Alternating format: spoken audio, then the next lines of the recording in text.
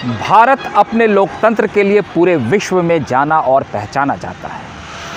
हम भारतीय अपनी लोकतंत्र पर काफ़ी गर्व करते हैं। जहां एक राजनेता को आम जनता जब अपना बहुमूल्य वोट देती है तो वो राजनेता सड़क से महलों तक पहुंच जाता है, मगर जनता सड़क पर ही रहती। नमस्कार, मैं हूं आशुतोष और आप देख रहे हैं देश का गौरव। हमारे इस सटीक विश्लेषण में आपका बहुत बहुत स्वागत। दरअसल मैं आज इस वीडियो की शुरुआत से पहले एक गीत गुनगुनाना चाहूँगा जो अपने दौर में काफ़ी सुपर हिट हुआ था।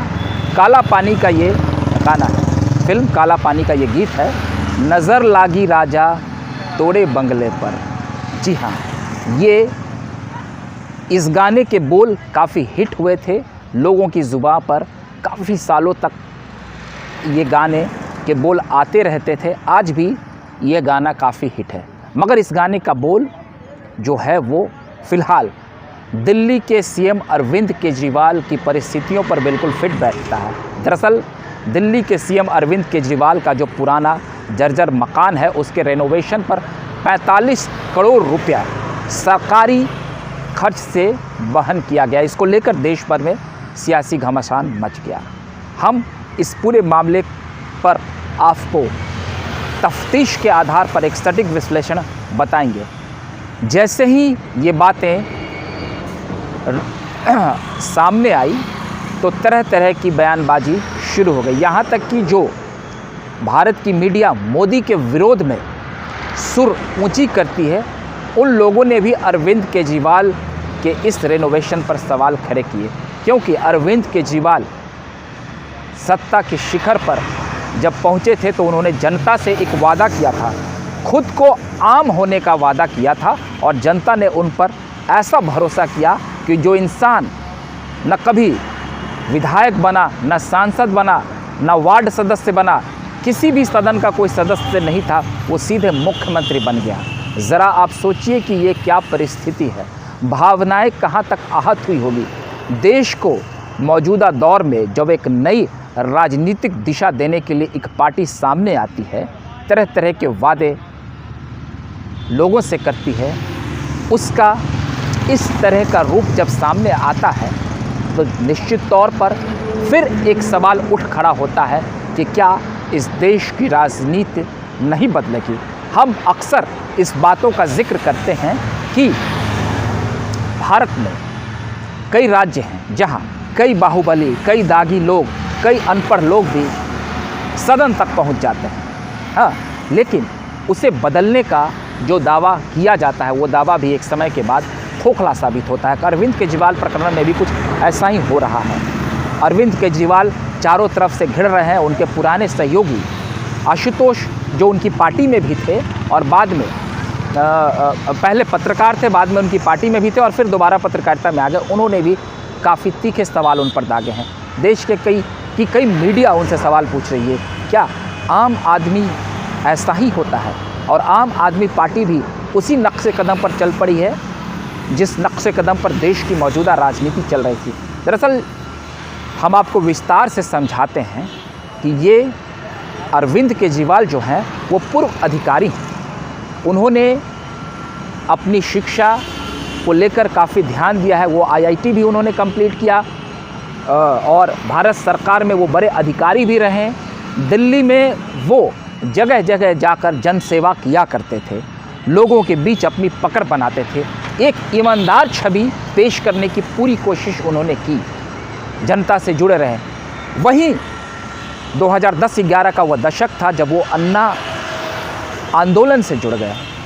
अन्ना हज़ारे जो देश के बड़े समाज सेवी हैं, जो केवल एक पलंग और एक खाने का बर्तन रखते हैं अपने पास, और उन्होंने देश में कई भ्रष्टाचारियों को सलाखों के पीछे भेजा है। उस अन्ना हज़ारे का जो आंदोलन दिल्ली में हुआ, जिसमें देश के कई नामचीन समाजसेवी और समाज के विभिन्न वर्ग के लोगों ने हिस्सा लिया, उस आंदोलन में अरविंद केजरीवाल ने बढ़ चढ़कर हिस्सा लिया, उस आंदोलन को बड़ा बनाया और वहीं से वो निकल कर सामने आए और उन्होंने ये कहा था कि हम आम आदमी की तकलीफ़ को दूर करेंगे। पहले तो उन्होंने ये भी दावा किया था कि हम राजनीति करने नहीं आए हैं, लेकिन बाद में उन्होंने अपनी पार्टी बना ली और फिर वो दिल्ली के मुख्यमंत्री भी बन गए। बहरहाल उन्होंने 2013 में बाकायदा एक शपथ पत्र बांटा था, जैसा कांग्रेस के नेता अजय माकन उन पर आरोप लगा रहे हैं। वो कह रहे हैं कि उन्होंने एक शपथ पत्र जनता के बीच बंटवाया था। उस शपथ पत्र में उन्होंने साफ तौर पर कहा था कि मैं लाल बत्ती नहीं लूँगा, मैं बॉडीगार्ड नहीं लूँगा, मैं सुरक्षा घेरे में नहीं रहूँगा, मैं सरकारी आवास नहीं लूँगा, मैं सरकारी सुविधाएं नहीं लूँगा। लेकिन अरविंद केजरीवाल पर समय दर समय अब कई ऐसे आरोप लग रहे हैं कि अरविंद केजरीवाल भौतिक सुख सुविधाओं से लैस रहते हैं। कई बार उनके ऊपर सरकारी खर्च का दुरुपयोग करने का आरोप लगा है। पूर्व में भी बंगलौर का एक मामला आया था जहां वो काफ़ी आलीशान होटल में ठहरे थे।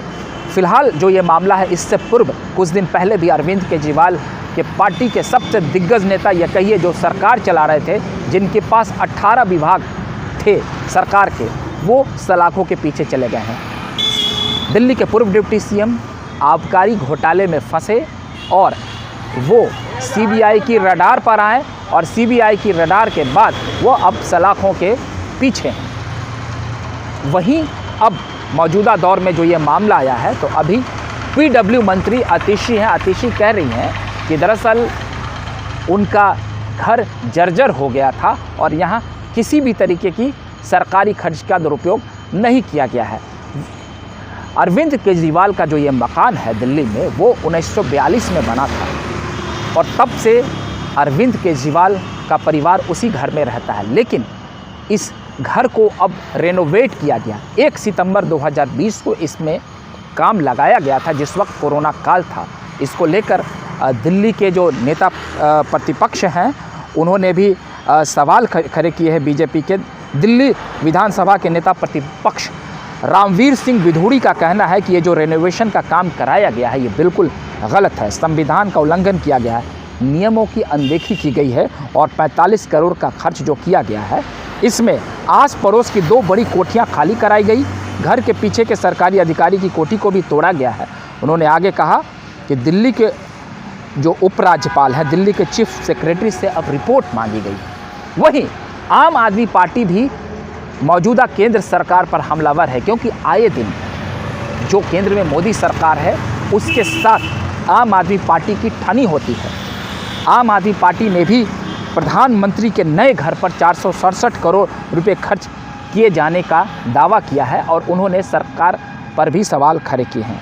वहीं आम आदमी पार्टी ने यह भी कहा है कि सेंट्रल विस्टा की वास्तविक लागत जो है वो भी 20,000 करोड़ आंकी गई है। 7 आरसीआर को भी रिनोवेट कराने में 89 करोड़ लगाए जाने का आरोप लगाया है। जबकि आए दिन जो हम लोग देखते हैं, जो दिल्ली के उपराज्यपाल हैं, उनसे भी जो सरकार की ठनी होती है, तो जो दिल्ली के एलजी हैं, उनके घर के रेनोवेशन पर भी 15 करोड़ रुपए हाल के दिनों में खर्च किए गए हैं। इसका आरोप भी आम आदमी पार्टी लगा रही है। बहरहाल दोनों तरफ से पक्ष और विपक्ष के बीच एक नूरा कुश्ती का दौर चल रहा है। मगर एक बात आप समझ लीजिए, पूर्व में भारत में जो भी प्रधानमंत्री रहे हैं या जो भी राज्य के मुख्यमंत्री रहे हैं या सरकारी विधायक सांसद रहे हैं, उन लोगों ने तो सरकारी सुविधाएं ली ना, लेकिन अरविंद केजरीवाल ने जनता से ये वादा किया था कि वो सरकारी सुविधा नहीं लेंगे, देश को एक नई राजनीति की दिशा देंगे। उसी मातहत वो सत्ता के शिखर तक पहुंचे हैं। यहाँ तक कि जब वो शपथ लेने गए थे तो दिल्ली के रामलीला मैदान में खुले आसमान के नीचे उन्होंने शपथ लिया, जबकि बाकी अन्य मुख्यमंत्री लाव लश्कर के साथ शपथ लेते हैं। वो मेट्रो से चल कर गए थे, कई मौक़ों पर वो हवाई चप्पल पहन कर जाते हैं, पैदल चलते हैं और लोगों के बीच एक संदेश देते थे। लेकिन वो अरविंद केजरीवाल कहीं गुम हो गए। उस अरविंद केजरीवाल की जो चमक और उनकी जो काया थी और उनका जो व्यक्तित्व था, वो कहीं ना कहीं अब धराशायी होता दिख रहा है, क्योंकि 45 करोड़ के इस बंगले में 8-8 लाख रुपए के पर्दे लगाए गए हैं। वियतनाम से टाइल्स मंगवाए गए हैं जिसकी कीमत करोड़ों है। अब कई लोग, कई राजनेता कि हम मांग कर रहे हैं कि अरविंद केजरीवाल अपने घर के दरवाजे खोल दे और आम आदमी को अंदर आने दे और उन्हें देखने दे कि एक शीश महल कैसा होता है। एक निजी चैनल ने सबसे पहले उनके घर पर स्टिंग ऑपरेशन किया था, उसके बाद से ये मामला तूल पकड़ गया और अरविंद केजरीवाल का जो निजी आवास है वो सरकारी आवास कैसे बन गया और वहाँ पर रिनोवेशन के नाम पर उसे शीश महल में कैसे तब्दील कर दिया गया। हालांकि अरविंद केजरीवाल इन दिनों लगातार मुसीबत में घिरते जा रहे हैं। पूर्व में उनके 2 मंत्री सलाखों के पीछे हैं। एक मंत्री का वीडियो भी सामने आया था कि किस तरह से वो जेल के नीचे भौतिक सुख सुविधाएँ लेते हैं। और अभी हाल में जो आबकारी घोटाले में गए हैं मनीष सिसोदिया, वो भी सलाखों के पीछे हैं। अरविंद केजरीवाल की जो खुद की पार्टी है और उनके ऊपर कई भ्रष्टाचार के आरोप लग रहे हैं। और इस पूरे मसले पर अरविंद केजरीवाल ने कहा है कि देखिए ये तो विपक्ष की साजिश है और उनका घर इतना जर्जर हो गया था कि एक जो सरकारी महकमा है, जो चीफ सेक्रेटरी है, उन्होंने ये आकलन किया था कि नहीं इसकी मरम्मती होनी चाहिए। पूर्व में उनके घर की छतें गिर गई थी जिसमें उनके माता पिता रहते थे और जिस कमरे में अरविंद केजरीवाल सोते थे उसकी भी छतें गिर गई थी। तो ऐसा उन्होंने कहा है। उनके पीडब्ल्यूडी मंत्री का भी कहना है कि 45 करोड़ नहीं 30 करोड़ रुपए खर्च किए गए हैं जिसकी ज़रूरत थी और बाकी के पैसे जो हैं वो उसके कंपाउंड पर और कार्यालय पर खर्च किए गए हैं। पूरे तौर पर खुले तौर पर देखा जाए तो अरविंद केजरीवाल ने जो नई राजनीतिक दिशा देने की कोशिश की थी वो भी उस भीड़ से निकलकर आम राजनेताओं की भीड़ में खड़े हो गए हैं। उन्होंने भी भौतिक सुख सुविधाओं का लाभ लेना शुरू कर दिया। वो भी अब लाव लश्कर पसंद करने लगे, जनता से किए वादे को भूल गए और लोगों को ठगने लगे। दरअसल अरविंद केजरीवाल एक ईमानदार छवि के अफसर रहे हैं। वो अपनी छवि को लेकर जाने जाते थे। समाज सेवा के बल पर उन्होंने समाज सेवा के जरिए दिल्ली की गद्दी तक पहुंचने का उन्होंने जो सफ़र तय किया वो आम से अब खास हो गया और अरविंद केजरीवाल सवालों के घेरे में आते चले गए। बहरहाल अगर आपको हमारे वीडियो अच्छा लगा हो तो आप कृपया कर हमारे इस वीडियो को प्यार दें, लाइक सब्सक्राइब करें, शेयर करें। हम फिर नए वीडियो के साथ आपके सामने आएंगे। तब तक के लिए आप हमें इजाज़त दीजिए। बहुत बहुत धन्यवाद।